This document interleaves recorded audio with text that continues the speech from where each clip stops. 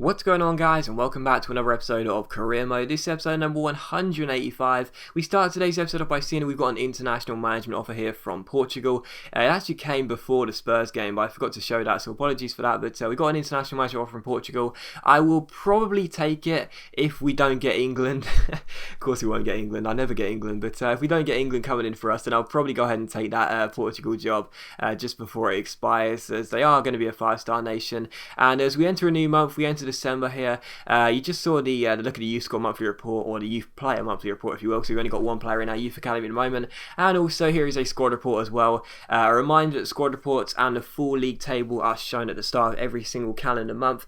We can take a look at the squad, and I got to be honest, we were given a budget of just under £100 million since returning to the Den. The board wanted us to win the league title on our return and also win a domestic cup as well.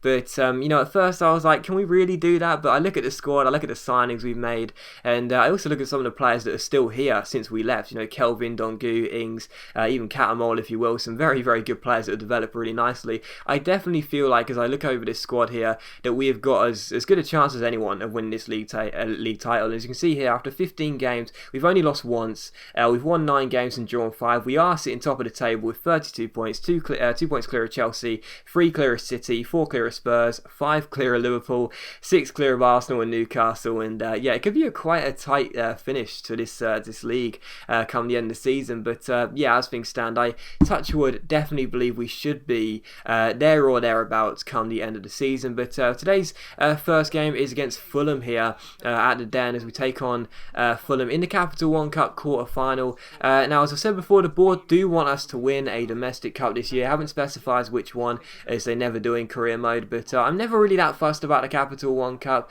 It was the first trophy we actually won in this career mode, I think. But even so, I'm never that fussed about it. But even so, I would like to have a good cup run, whether it's in the Capital One Cup or the FA Cup. And if we win this game, we do go through to the semi-finals. But as you would have seen by the team lineup, it doesn't stop me from resting the entire side as we play a backup squad. But the first chance of the game would actually fall to Fulham in the 15th minute. But as their corner was played in, the header was cleared off the line. We didn't deal with it very well. And as it came to Williams, he squeezed the ball in at the near post. And I have to say, Alex McCarthy, starting ahead of Liali in this game, he really should have done better there, because it was right at his near post, tight angle, shot wasn't very powerful, and it somehow squeezed past him into the back of the net. So Millwall 0, Fulham 1, a bit of a disastrous start for us really. As I said before, I'm not really that interested, but I certainly don't have 3 games on the trot without a win. But in the 38th minute, it could have got even worse. Christensen comes forward here, great chance for Fulham, he rolls it through towards Kondogbia, but thankfully McCarthy pulls off a good save, and it is still 1-0 to the away side. In the 42nd minute, another great chance for Fulham. Kondogbia and Christensen were linking up really nicely in this game, and as the pair come forward once again, they play a lovely 1-2. It's Christensen who runs forward, but again McCarthy makes a good save, so determined to make up for his not error, but piece of poor goalkeeping in the first half that led to the goal, and it's still 1-0. But in the 63rd minute, you see John Johannesson get out left hand side here, some nice skill, he ends up swinging in across towards Mertens, it's headed away, but the referee gives a free kick there as Anderson was tripped just as he swung the cross in towards the box. We win a free kick. It's Mertens who stands over it. He swings it in towards the centre. The header's won by Michael Ngu, and the big striker makes it Millwall 1, Fulham 1. So back on level terms, and it is the 6'6" number 9 who heads it past the goalkeeper to make it 1-1 there. So great free kick by Mertens, and a lovely header by Michael Ngu. I just love having Ngu in this side. He's such a great option when your regular game plan isn't working. Just swinging across, note for the best. But in the 68th minute, unfortunately for us, Fulham had a corner. Todd Kane, our right back, went up for a header, but unfortunately he got injured, stayed down and did pick up an injury there. He'll be out for 4 weeks with a sprained ankle, I think it is, or possibly a sprained knee, but he's out for 4 weeks anyway, which is a bit of a shame, because he's actually quite a good right back. But in the 90th minute, you see John Johannesson win the ball off his man, plays the ball over the top towards Michael Ngu. The giant striker flicks the ball on towards brilliant McCullough here. It's McCullough down the right hand side, great chance for us to win the game in stoppage time. He chips the ball over the goalkeeper, and just as the boys are about to cross the line, as McCullough's about to become the hero and win us the game, put us through to the semi-finals, Michael Ngu steals the goal. So it's a goal steal by Michael Ngu, but I don't really care. The ball goes into the back of the net, that's the main thing. But funnily enough, McCullough, who's been complaining since we came into the club, he wants to leave the club. This was the moment for him to become a bit of a fan's favourite for this game at least, and instead Michael Ngu robs the goal. It would have been a wonderful finish, but even so, Ngu robs the goal, but I guess I don't care too much. We won the game in stoppage time. It was Ngu who got the goal, even though it was all McCullough's work. But Millwall Millwall 2, Fulham 1, and we are through to the Capital One Cup Capital One Cup semi-finals. I almost said FA Cup quarter-finals there. Completely would have messed that up.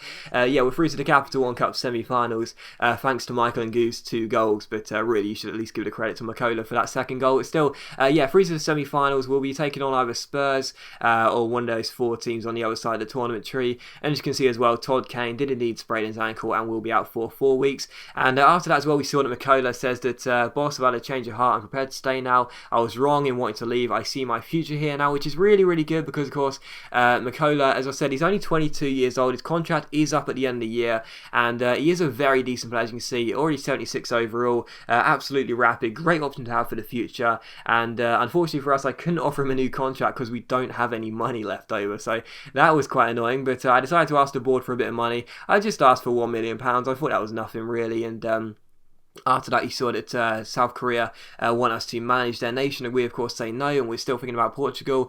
And as you can see here, we also had a monthly scouting update, 2 scouting updates I should say, from our English scout based in Italy, and our, is he Finnish based in England? I'm not sure, but 1 scout based in Italy, 1 scout based in England.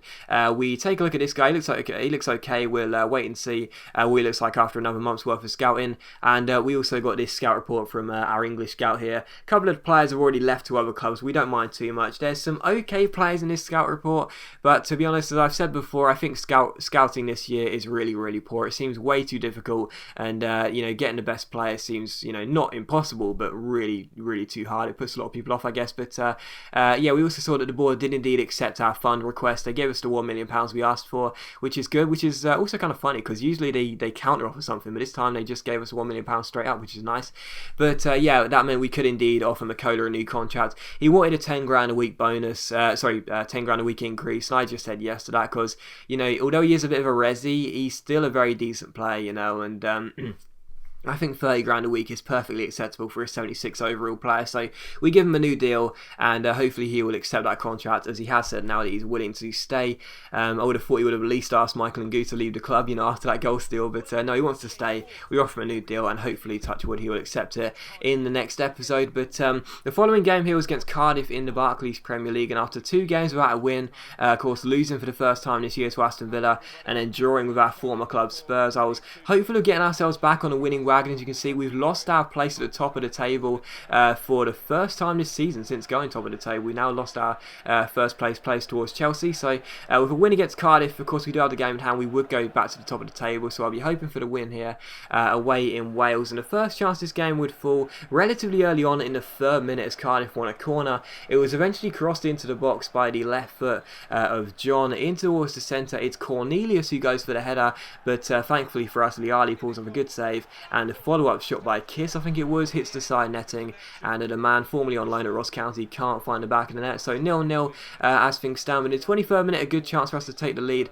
It's Luke Shaw, he gets onto the ball, gives it towards Danny Ings, stops the ball, nice little drag back, curls it towards the far post, but unfortunately for us, it clips the top of the bar and goes over and out for a goal kick. So John Ruddy there, let's take a look at the replay. John Ruddy's untroubled, but a good signal of intent there, but still 0-0 as things stood. But here in the 39th minute, we try and get ourselves the opening goal of the game. Carrasco runs down left hand side, really good chance here as he outpaces Campbell, keeps on going down left hand side, swings in across eventually towards Ermakov, but the header is flicked over the bar by the Silva. We won the corner though. It was Carrasco crossed the ball in towards the head of Danny Ings, wins the header at the near post. Ruddy gets a hand to it, but he can't keep it out, and it's Cardiff 0, Millwall 1. So 41 minutes in, we did have the breakthrough. It was a bit of a tedious first half really, a couple of good chances early on, but other than that, not much to report. But still, Ings got us the only goal of the first half, and it's 1-0 to us here. In the 49th minute, a good chance for us to make it 2-0. Ermakov finds Kelvin, and as Kelvin shapes up to shoot, he gets brought down, and the referee gives a penalty. So at first I was sitting there thinking, is it a penalty, or should I be lucky about that? Because I didn't think it was a penalty at first, but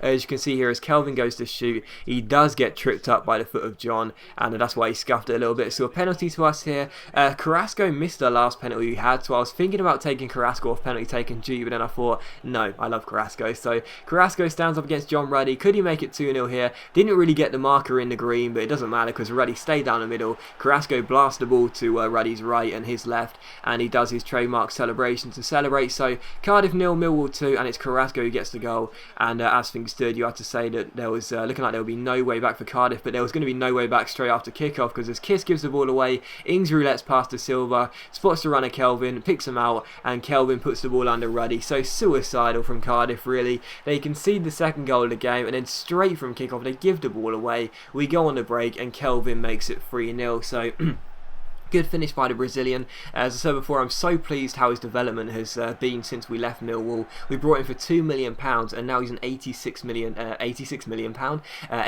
rated winger. So very happy with his development. But he made it 3-0 here, and he also made it 4-0 here when his shot was saved by Ruddy and cleared off the line, but his follow-up header just went past John Ruddy. And I have to say, there was 3 goals in this game where Ruddy got a hand to the shots, but he couldn't keep the ball from crossing the line. So Ruddy made a save there, it was cleared off the line, but again he makes the stop with his gloves, but it still crossed the line. So Kelvin gets his second goal of the game, and our 4th. It's a rare header for him, but I guess I don't mind so long as the ball crosses the line. And again, I have to say, really, Ruddy was quite disappointing in this game. So Cardiff 0, Millwall 4, but in the 90th minute here it was 4-0. The game was already wrapped up, but Kelvin was looking for his hat-trick, and as he gave the ball to Danny Ings, Ings found a man with no legs, Triggs he chipped the ball over the top. Wonderful couple of first touches by Kelvin, and a great finesse into the far corner. So in stoppage time here, it's Cardiff 0, Millwall 5, and Kelvin gets his first hat-trick at the club, well, presumably his first hat-trick, at least since I've been managing, and makes it 5-0 here. So a great finish by Kelvin.